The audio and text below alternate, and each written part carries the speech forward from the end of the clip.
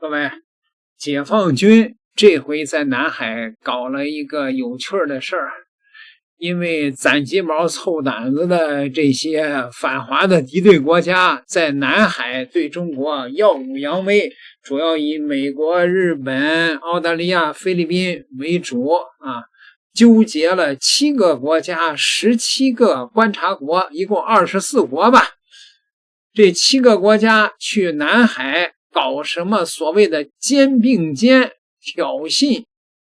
什么演习啊？那这7个国家大家记住啊，都有谁？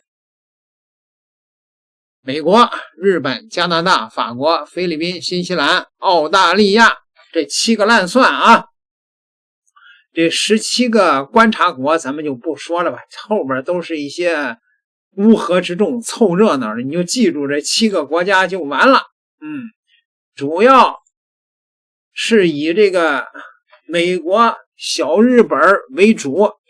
派出的舰队呢也没有航空母舰，最大的就是日本的所谓的轻型那种直升机母舰，因为航空母舰都弄到中东去了啊，就拿这破玩意儿还向解放军耀武扬威呢。好吧，这一次演习的时候17000多名军人在吕宋岛海域，菲律宾防长向中国喊话了。菲律宾防长喊什么话呢？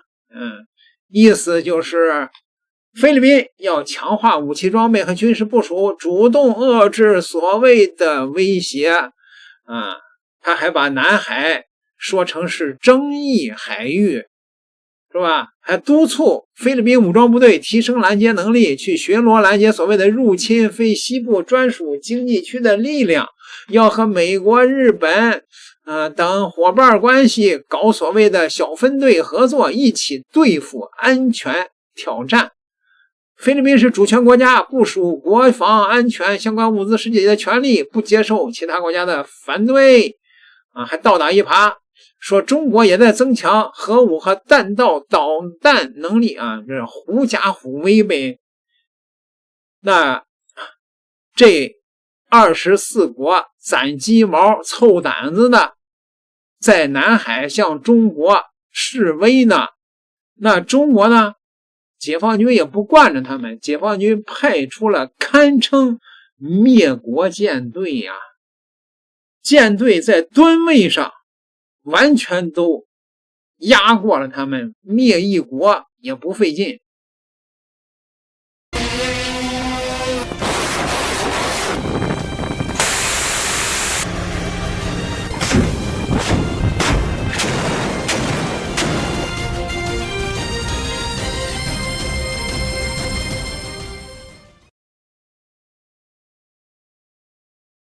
这次派出了辽宁舰编队，在吕宋岛以西，距离他们的肩并肩演习区仅约200公里，歼15舰载机挂弹战巡，2栖打击机群包含075型2栖攻击舰、四川舰、071型船坞登陆舰这是在西方。东方侧翼已经前出到吕宋岛以东海域，形成腹背前置，把7国包围到那里边了，主要进行实弹射击。这是形势图啊。这个解放军从两边把这个攒鸡毛凑胆子的这肩并肩给包围到中间了，围着菲律宾干呗，那就。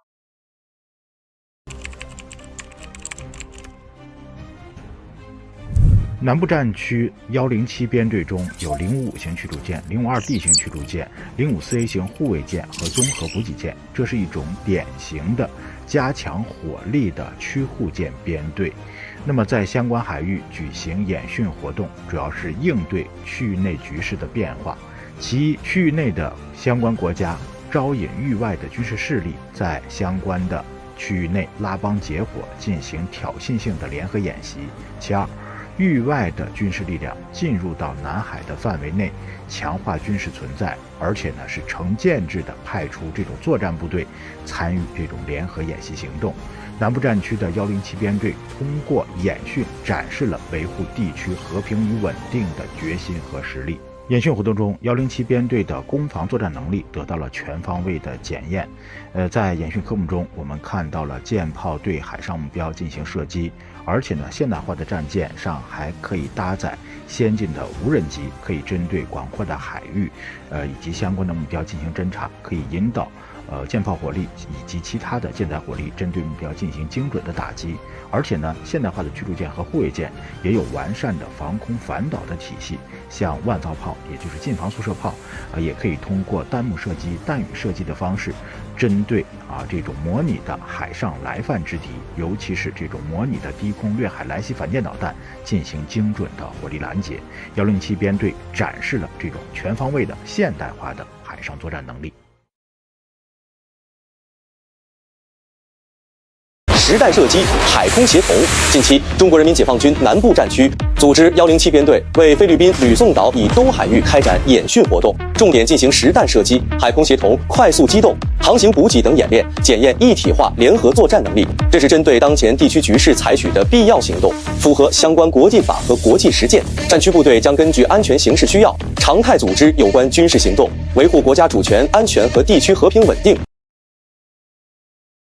就在美菲日大搞肩并肩军演之际，解放军也来肩并肩了。据南部战区最新消息，日前南部战区出动107遵义舰编队挺进菲律宾吕宋岛以东海域进行实弹射击、海空协同、快速机动和航行补给等科目演练，检验一体化联合作战能力。值得注意的是，解放军这次并未像之前那样强调不针对任何特定国家和目标，而是直言此次远海演训是针对当前地区局势采取的必要行动，未来南部战区将继续根据安全形势的需要常态化组织有关军事行动。南部战区这份声明就岔明说了，这次出动遵义舰编队来吕宋岛以东，针对的就是美菲日等国搞的肩并肩2026军演。美菲日不是集结重兵拿中国当假想敌演习吗？解放军更进一步，直接拿敌练兵在菲律宾腹地进行演习，反针对的意味十分明确。从解放军公布的演训现场视频来看，055型驱逐舰还进行了舰载垂直起降固定翼无人机的起降，该无人机采用复合翼设计，兼具4旋翼和固定翼的优点，非常适合在面积狭小的直升机甲板起降，可执行海上侦察、目标引导等任务，大幅提升舰艇编队的情报搜集和态势感知能力。这还不算完，就在遵义舰现身吕宋岛以东的同时，外国商业卫星照片证实，刚抵达南海的辽宁舰和四川舰也没有闲着，率领包括055大区在内的10多艘舰艇现身海南周边海域。从地图上来看，辽宁舰和遵义舰一东一西已经对菲律宾形成了包夹之势。换句话说，所谓的肩并肩军演已经在解放军的包围圈之内了。解放军之所以大动阵仗，出动包括航母、2栖攻击舰、大型驱逐舰在内的主战舰艇在南海布阵，主要还是美菲日欺人太甚。此次肩并肩2026号称规模是历年来最大的一次，一共出动了17000多名各国军人，其中美军就有约1万人。日本自卫队也出动了1400人，连10号轻型航母都派来了，还特意选在马关条约的签订周年来台海挑衅。面对美菲日如此不加掩饰的挑衅，解放军自然不能忍气吞声。实际上，美菲日的气势汹汹不过是色厉内荏罢了。众所周知，美军目前的重中之重是中东，虽然和伊朗的停火还在持续之中，但美军3艘航母已经云集伊朗周边，相当一部分作战力量都在加紧准备和伊朗的新一轮冲突。在这种情况下，美军在西太平洋的兵力已经非常空虚，航母和2栖攻击舰都已经调往中东，根本拿不出什么和中国对抗的资本。因此，南部战区此次既有航母和2栖攻击舰坐镇，又有包括多艘055大区在内的大批驱逐舰在手，可以说是兵力雄厚，在最短时间内对美菲日军演形成了遏制之势，凸显了解放军战区部队整个带弹的高度备战状态。实际上，无论是辽宁舰和四川舰前出南海，还是遵义舰绕到菲律宾后方，在拿敌练兵对潜在冲突进行模拟的同时，也是在对美菲日等国发出信号，不要以为可以肆无忌惮试探中国红线而没有任何后果，你们承受不了中国的怒火。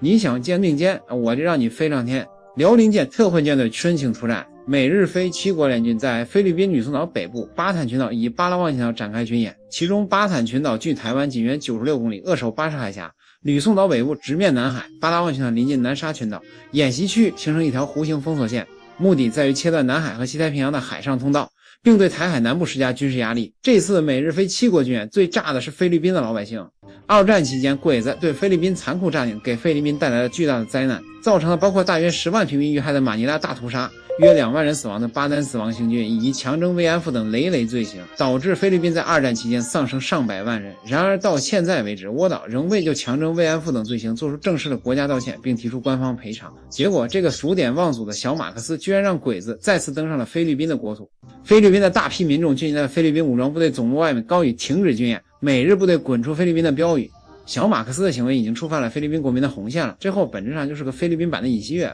恶人自有天收，不是不报，时候未到。此次肩并肩号称要开展全方位的军事演练，涵盖海上安全作战、反舰导弹时代升级、海上领空封锁、防空反导、演习登陆、网络攻防等多个科目，甚至公然模拟夺取边站岛屿。面对这帮小丑的拙劣表演，解放军坚决出手，107编队就在吕宋岛以东海域展开军演，重点进行实弹射击、海空协同、快速机动、航行补给等科目演练。来看一下各方阵容吧。此次肩并肩，澳大利亚都有7国联合军演，都有来自美国、菲律宾、倭岛、加拿大、澳大利亚等10艘主力军舰。根据卫星图显示，此次辽宁舰特混舰队包括075两栖攻击舰、071两栖船坞登陆舰、055型驱逐舰、052D 驱逐舰、054A 护卫舰等11艘作战舰艇，再加上最近南下的四川舰，光公开账面的资料统计，咱家猫在南海的军舰都超过了14艘，光垂发单元就几百个，7国小丑那10艘，咱舰怕是不够分的。沿江海军首次在非战规模年度演习实战化了部署，同时进行航母两型攻击舰、万吨大驱船坞登陆舰、新型护翼舰，下面有没有大黑鱼咱就不知道了。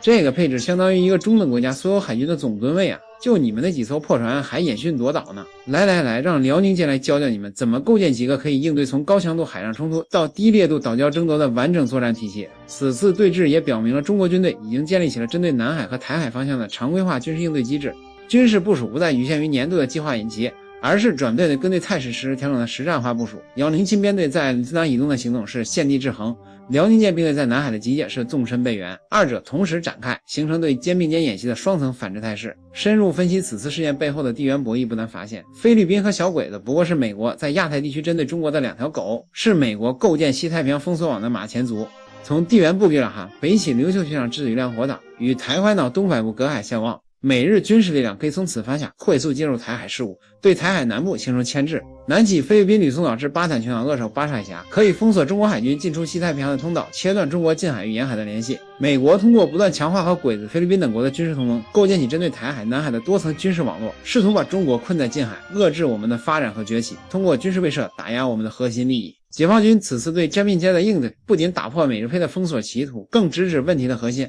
拔除倭岛、菲律宾这2个地理前置点，才能彻底打破美国在西太平洋的封锁网，才能让台独势力失去外部军事支援。一旦把这2条看门狗的腿给打断，台岛的台独势力将彻底失去外部援助和活动空间，失去了靠山的台独分子也将沦为丧家之犬，这是我们和平统一的先决条件。一群攒鸡毛凑胆子的乌合之众，美日菲，你想肩并肩，解放军就让你们飞上天。不信的话，你来试试看呐！点个订阅，咱们下集再聊。